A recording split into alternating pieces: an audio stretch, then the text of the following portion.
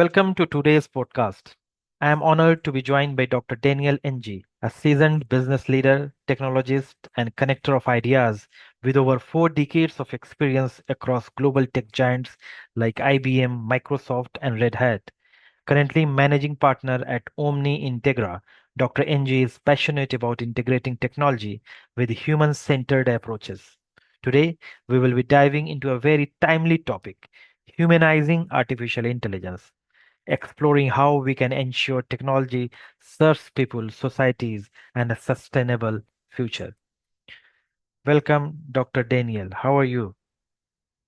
Thank you, Dr. Dilshad. I am fine here in Singapore. How are you? Fine, fine. You are welcome to my show. And can you please tell me about your journey, a little bit about yourself? Sure. Hearing your introduction makes me feel like I'm very old. In fact, I am. I just celebrated my 63rd birthday. But numbers, age is nothing to do with, experience, I guess. So maybe a little bit about my journey. I started as a software engineer 42 years ago. So I wrote systems that takes care of banking, front end, back end, also retail system in terms of collecting telecommunication bills and electric bills, and had the pleasure of programming both sides of the immigration for Malaysia and Singapore. So I was rather proud going between the two countries, thinking that I'm actually utilizing my code. Long and behold, I was given a chance to actually lead marketing for companies like IBM, and was the COO of Microsoft here in Singapore. So through all that, I went through the hardware journey, where you have servers that run on faster and faster CPU. Mhm. Today, like any IT, phases, when it is not having problem, it becomes infrastructure, right? And then we went through software, which is how fast and what logic can run on the fast hardware.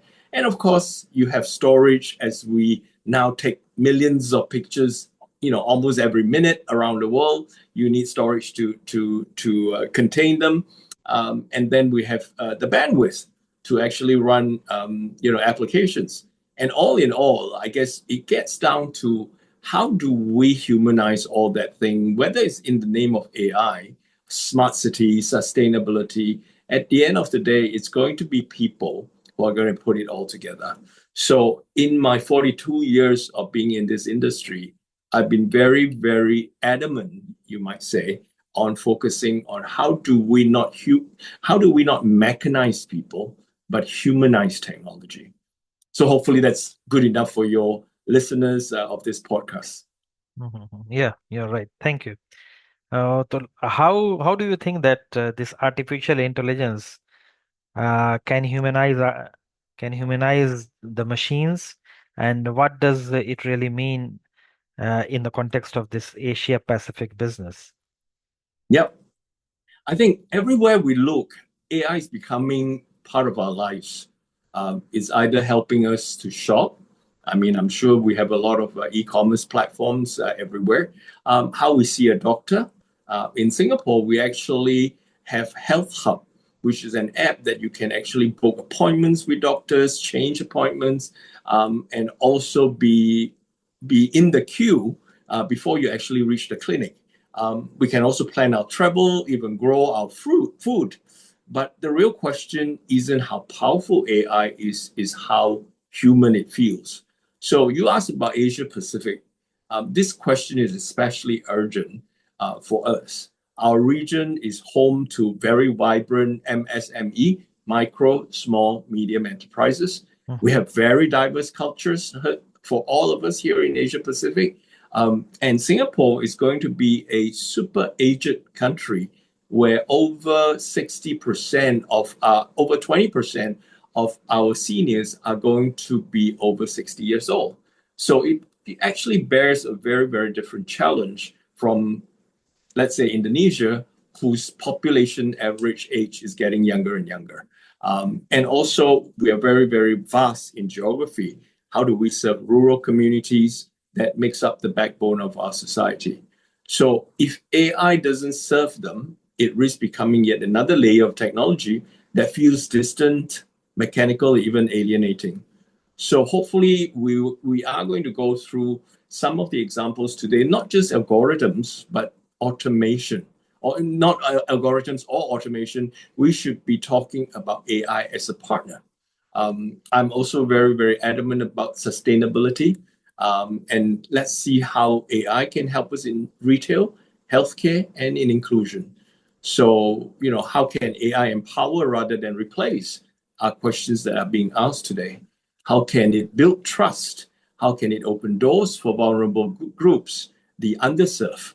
And most importantly, how do we ensure it reflects the values and voices of people here, selfishly a little bit, in Asia Pacific? Because at the end of the day, humanizing AI isn't about making machines smarter. It's about making people feel seen, safe, and supported. Do you agree with that, Dr. Dilshad? Yeah, yeah, you're right. Thank you. You also talked about this SMEs, like MSMEs, like SMEs, medium, yes. small, and uh, Small, micro, medium, small, and medium yes, enterprises. So, how yes. can artificial intelligence help these MSMEs in Asia Pacific embrace sustainability without adding cost burdens? Because cost is a big factor. I think for SMNC in Southeast Asia specifically, AI, that can understand local dialects.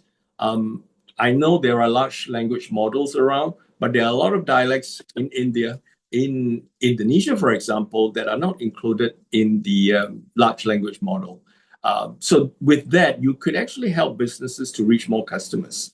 And I think in retail, if you take that as a segmentation, AI personalization should reflect cultural norms.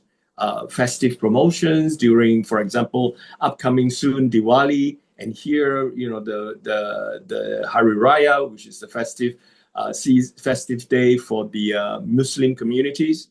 And if we kind of take that a little bit away from culture and all that, in healthcare, I think AI must align with local medical protocols and family-based decision making. So humanizing AI is about ensuring people feel seen, not standardized. So coming back to your question about how is it going to help MSMEs, I think it should lighten repetitive tasks so employees can focus on creativity and human interaction. I think, in retail, chatbots can really handle your FAQs, your frequently asked questions, while staff can focus on personal customer engagement. Today, you see, in healthcare, for example, nurses are running around filling out forms and stuff like that, where they are hired or their calling is about looking after people. And think in healthcare, AI can also pre-screen symptoms, allowing doctors to spend more time on diagnosis and empathy. And in sustainability, as I highlighted just now, AI can also optimize supply chains, but humans decide how to balance profit with social impact. I think this reframes AI from a threat perspective to MSME, especially into a partner. And when things are running in the cloud and all that, I think it would be making costs lower. And if solutions are enabled by local MSMEs themselves to serve local MSMEs, I think the cost will come down drastically. Mhm. Thank you. So, are there any practical low-cost artificial intelligence solutions available right now for this MSMEs, which can adopt for greener operations? Uh, I always recall this one example during the COVID period Hmm. where, WhatsApp, that is very, very prevalent in this part of the world, was used by a fishmonger here in Singapore. And everyone talks about digital transformation. I'm just kind of widen the AI scope a little bit to technology. What the fishmonger did was actually, post pictures, very simple pictures of the prawns and the fish and the, seafood that he received, and on WhatsApp group, and just very simply underneath that picture, it says $5 a kilogram, for example. And people in that WhatsApp group will now know that there is um, that kind of seafood available at that price, and you could now order them and pay them through a local platform called PayNow in Singapore. So it is literally based on trust because you can't go to the market to buy because you're under quarantine. And true enough, the next day I tried it. You have a young man delivering a pristine, clean styrofoam box because the questions that they ask is, do you want the fish cleaned? Do you want it to be packed under ice? Vacuum pack and all that. If you yes, yes, yes, and here's the price, and you pay it, and next day before 2 o'clock, your goods have been, are delivered, and you just throw it into your freezer, and voila. So how can that be simplified with AI today? Now that's the first part of the story. The second part isn't so nice.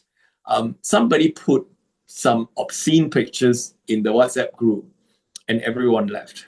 So that's a story about cybersecurity. Now, the question really is, can we deploy AI to help promote when the fishmonger, in this case, need that kind of help? And can we also use AI to prevent such things from happening, which destroy literally that one channel that reaches the people, even after the COVID pandemic? I mean, Dr. Dilshad, I know you are on WhatsApp. We've been chatting on WhatsApp. And in WhatsApp itself, you have a function that you actually could use AI to generate stories, that you prompted it to do, as Meta, well yeah. as to generate pictures. Hmm. So it's literally free, Yeah. right? It's So called there's no cost. Meta AI, I think, huh? Exactly. Hmm. Exactly. And I'm not here to promote any one of that, but just to tell you that, of course, ChatGPT on November 2022 exploded into the scene, and now everyone has a chance to converse with AI. And I think the challenge is not really the cost. The challenge is the ability to actually leverage whatever is out there, maybe for free or for a fee, to do this. And then you have this explosion of all these AI tools like DeepSeek, Grok on X, and so forth. So we're actually spoiled for choice, whether we are an individual and MSMEs or even departments of big enterprises. So it would, in general, decrease your costs if you know how to use it. But most times, it is really, really up to the person within an organization or the micro enterprises, one man, one woman businesses to be able to leverage this kind of technology. Thank you. So you talked about this MSMEs. Like, what role does trust and ethics play in humanizing artificial intelligence, especially for this MSMEs? Thanks for highlighting that, Dr. Dilshad. I think trust is currency. Uh, if customers don't trust AI, they will never use it, right? I mean, it's the Yes. same as all the phases of technology that we've gone through. Business today is still between people to people, right? So we're not selling to a machine as yet. I should add that. I think, in retail, if we can explain why a recommendation was made, like for example, you bought this last month, Hmm. and if AI could track that, if you take this pill or this sachet of vitamins, one every day as recommended, by the end of 30 days, you would have exhausted that package. So could I send you another one? Right? So the explanation would be, oh, I'm not, intruding, but I am helping you plan your wellness. I think that would help. I think in healthcare, for example, ensure AI diagnostics are transparent. Patients need to know it's a second opinion, not a hidden decision maker, right? To know that AI can help them make a second opinion. I mean, we have seen many cases around the world in healthcare where doctors now are using AI to diagnose cancer much more accurately than we ever had before. Now, that is something that we should be proud of, but the patient needs to know how that is done. And circling back to MSMEs, I think ethical AI builds credibility. With all the scams happening around the world, I'm sure in India as well as in here in Singapore, um, we are always so afraid that AI is mimicking the voice of a relative, or even it could actually, make someone that is really not the guy in the video speaks and act like somebody There are right? several So, cases like that. Yeah. oh, Several it is cases of fraud, money laundering well, kind of thing. They are using this technique. yes. Mm, So a small eco-friendly brand in Malaysia, for example, using AI-driven carbon tracking is trusted because they're transparent about data. So mm, humanizing AI to me means being open, explainable, and accountable. And hopefully, you can't help people, who wants to use it to do bad things, but I think we should always champion it to be open, to be explainable, and to be accountable. mm. Great. Thank you. So, can you share how this artificial intelligence can reduce barriers for vulnerable groups like seniors, rural populations, or specifically abled, especially in this Asia Pacific region? Sure. I think, yes, AI should close gaps, not widen them. I think in rural Indonesia, where I have visited many times to look into very, very real problems, um, voice based AI services can help farmers access weather forecasts without needing literacy. For example, if we have a digital human kiosk or a digital human on a smartphone, and I could talk to it like I talk to a friend in the language or the dialect that I'm familiar with, do I need to know or learn about AI? I don't, because I am now just talking to a friend. Mm, I can imagine, fantasize a little bit, that a farmer in rural Indonesia, in this case, could speak to a digital human. You may call it avatar, but this is more than that, and say, hey, what is the best time to plant my crops this year? Because I just realized that the rain is not coming, as usual. And the digital human could go and search weather patterns and all that for that region and say the best time to plant your crop is October 3rd. And does the auntie who plants the crop need to know how that is done? No. It's just the insights that AI could generate for her. And why October 3rd? Because rain is going to come after October 3rd, and that is what the crops would need. So I think humanizing AI takes that a step much further, where it actually opens up the possibility for everyone, not those who are only literate in AI or technology, can use. Um, if you turn it to seniors in Singapore, I think AI powered telehealth apps can remind them to take medicine and connect them with doctors. I mean, we all wear watches that tracks our steps and heartbeat. Why can't that be used to also inform, your family or your doctor when something is amiss? I think that would be very, very effective and impactful to seniors here. Let's take visually impaired, let's say in India, for example. AI apps like Seeing AI can narrate the world through smartphones. And I think all these examples will show AI can be a bridge to inclusion, not one that says this technology, if you don't know it, you're excluded from it. I hope mm. that explains it, Oh, Dr. thank you. Dilshad. Thank you, doctor. So, do you have some specific industries examples where inclusive artificial intelligence applications could have the biggest social impact, like you tell about the agricultural? Is there any other specific industries? I would like to think Hmm, education can benefit a lot from AI. hmm, Why do I say that? hmm, India, like Indonesia, I mean, when we kind of look at it, in Asia Pacific, we have three of the four largest population countries in the world, hmm, right? Number one, India. at 1.42 billion, China at number two at 1.4 billion. Then you kind of have United States, and the next one is Indonesia at about 280 million. So we have a lot of people, and a lot of people may need a lot of budget. But if we kind of turn it using education as an example, let me ask a very derogatory question. Do we think that the number of professors in a university knows everything?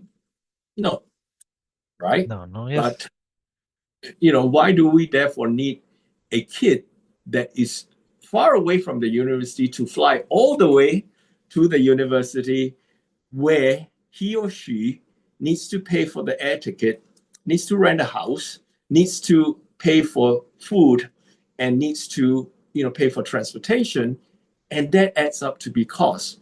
And therefore, that could be a hurdle to a lot of very smart children who couldn't afford it.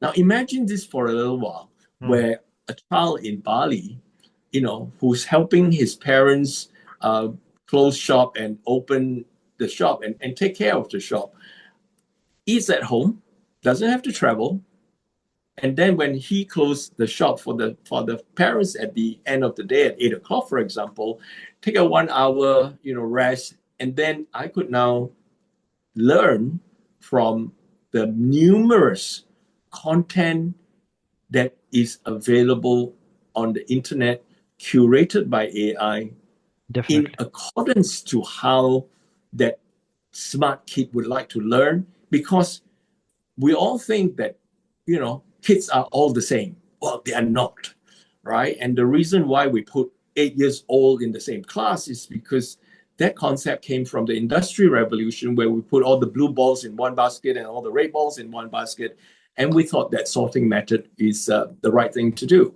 But you and I know that an 8 year old from different backgrounds mature differently. An 8 year Definitely. old from, yeah, different families eat different food. They're Mm, exposed to different things. So how can they be the same? They cannot be. So we're kind of lazy to say, let's pack them all in the same class and teach them the same way. So with this method, AI could be used to detect how this child learns the best. Some children learn through gamification. They like to play games. mhm, So if we can curate a curriculum or content in a game way, don't you think the child would learn better? definitely. And It's another, yeah, mm, another could learn better through songs. So if we can put together a physics theory in the form of a song, which AI can do for you, definitely. um, wouldn't he or she learn that much easier? And so on and so forth. So, in summary, I feel that the starting point of creativity and innovation is in education. And that's why I brought this up. I've spoken to a few, government official ministers, and we came to a conclusion that we dare to take this step to revolutionize the way we deliver content, not necessarily curriculum, and go away from the current way of saying from 2 to 3 is physics class, and we're going to do it through presentations and homework and tests. Whereas that may not be the way that very smart kid learns, and that's not the time that he or she has the brain power to learn. So democratizing content, democratizing the way students learn, and therefore do not need them to fly to a specific gathering called the university to learn, will really, really impact everyone's capability of learning without much of the cost involved. Thank you. Thank you. It's a very well structured reply. So you talked about this adaptive learning, which is actually technologists are trying to implement this adaptive learning in the universities and in schools since a long time. But what do you think, why people, especially the faculty members and teachers, are not adopting it as it should be adopted? how nasty do you want me to get? No, no, no. I would like to express that this is my personal opinion, and being curriculum advisor to some universities and working with universities, let's kind of take it down to the human level, right? Um, the challenge with what I see in Singapore, what we see in Singapore, I don't know if it happens in India, Mm. is that universities keep telling us that they are churning up more and more graduates Yeah, every that's year. And yeah, and they're winning awards, globally. That means it proves their prowess in education. On the other hand, we are we couldn't hire enough skilled workers. So what is that gap? And that gap, I would like to think, is a gap that we are not tracking the industry's need for education and for skills. We are Mhm. still teaching things that the professors know and that they were taught in.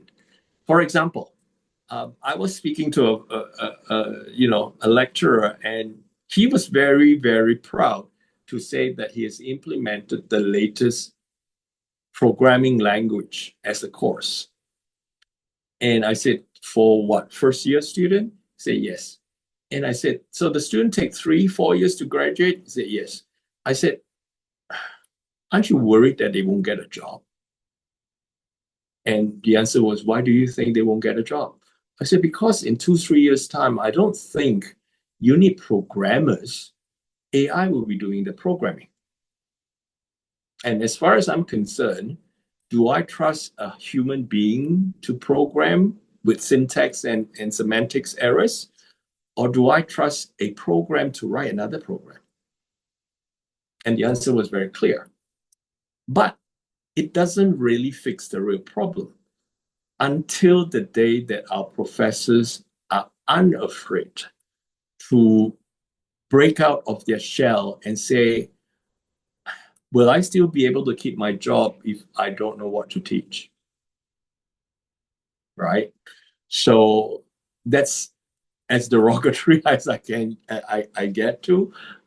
So needless to say, my vision of the whole education system is it needs to take into consideration not just how do we educate, but how do we train our students for local, or rather for jobs that are today. Mhm.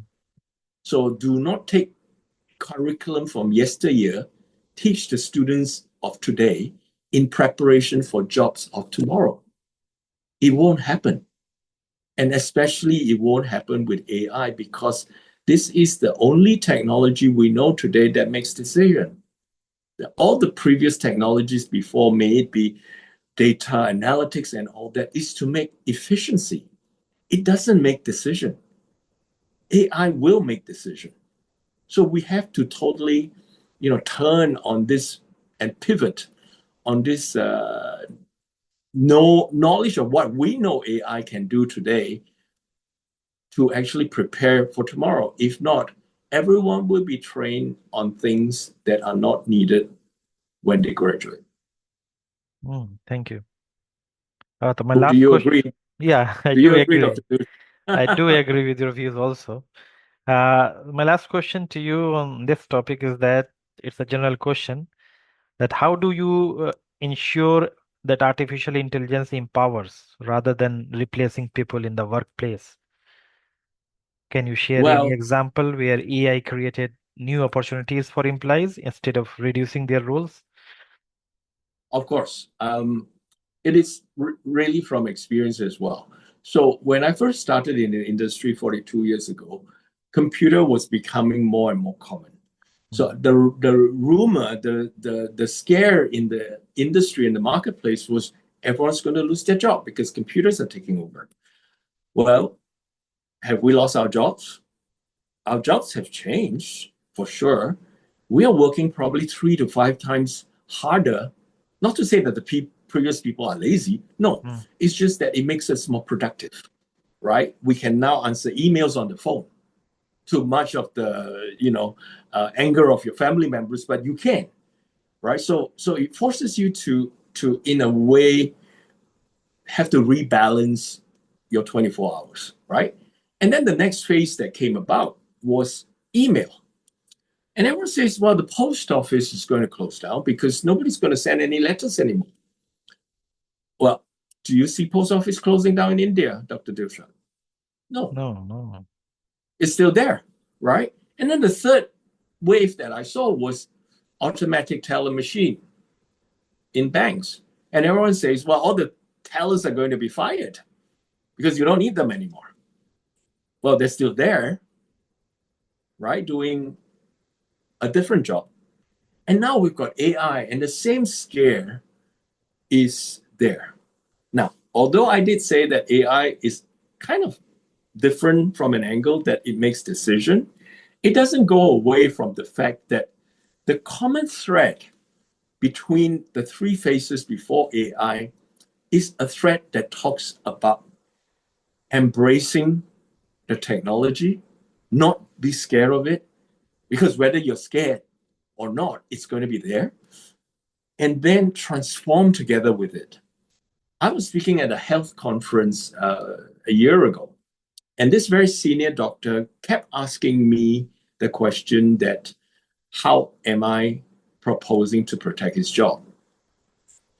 And on his third time asking that same question, I said, you must be really serious. So I am going to answer, but I will prepare you that you may not like the answer. And he goes like, okay, hit me. And I said, well, AI was never invented to protect your job. AI was invented to help humankind. So if you do not take the initiative to learn how to apply AI in your industry, in your profession, then no one can help you. So back to all this, right? Will robots take over some of our jobs? Yeah. I mean, frankly, today, ChatGPT is writing better copy than most copywriters, but it still needs to be prompted. So learn to be, for lack of a better term, AI prompter, right? Don't say, write a story about a girl going to school. AI is going to produce you that, but it's not going to be to what you're liking. What about, please write a story of an 8-year-old girl going to school with her friends, singing along and plucking flowers along the way. And by the time they reach school, they are a happy bunch. And then they went into school and they learned, and then they had lunch and all that. You're prompting. Mhm. You're prompting AI to write that for you. And you can say, write it for me in 200 words, and you'll be exactly 200 words. I just give you another real example. I was with my family at a dinner the other time, and my sister came to me and says, hey, you keep talking about this AI stuff. I said, yes. He said, I am a housewife. I don't know AI. I said, So I fired up my chat GPT. I said, speak to it. He said, to do what? I said, just ask whatever you want it to do. He says, okay. He said, could you give me the best pomfret curry recipe? And AI gave it. And she said, no, that's not what I want because there's too much ginger in it and all that. I said, then tell it. Tell it how many people it should serve. You don't want it to be so spicy. You don't want it to be, so much ginger and all that. So it told it. And now that's prompting. And it came out with a recipe that's closer than what she wants. And she, being Malay, said, I don't read English that well. I said, then tell it to translate. And it did. And now, if you are transforming your life or your career together with AI and the technology, I can bet you that you will find a new role in the new world order of AI versus, oh, I don't know it. I'm scared, to lose my job, but I don't know what to do about it. Maybe the first thing you should ask is ask ChatGPT what you should do about it. Right. So to your question, how do you protect people's job? I don't think AI will take away your job. the person who learns how to use AI will. That's my final word on that. Thank you. Thank you, Dr. Daniel. That brings us to the end of today's podcast. I want to sincerely thank our guest, Dr. Daniel, for sharing such valuable insights, and to all our listeners for joining us on this journey. If you enjoyed this discussion, don't forget to subscribe to my channel, AI Research Road, on YouTube. Follow me on LinkedIn and share your feedback so we can keep improving. Together, let's continue to explore how artificial intelligence can shape research, education, and innovation for a better future. Until next time, stay inspired and stay connected. Thank you. Thank you, Dr. Dilshad. And for people who wants to be connected to me, I've got my LinkedIn and WhatsApp QR code there. And I am from a company or practice called Omni Integra. Thank you very much. Thank you, Take care. Thank you, Dr. Daniel. Thank you.